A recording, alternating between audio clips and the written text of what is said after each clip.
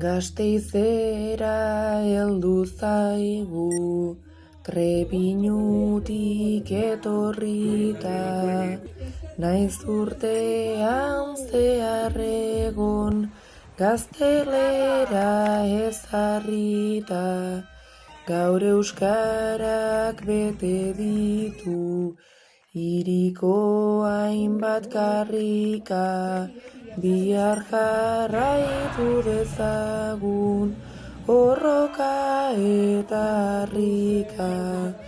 Naiz importanteak diren gogoa eta irrika, nondik abiatzen gara, zer nahi dugu aldarrika, eta zein norabidetan egin nahi dugu korrika, eta zein norabidetan egin nahi dugu korrika.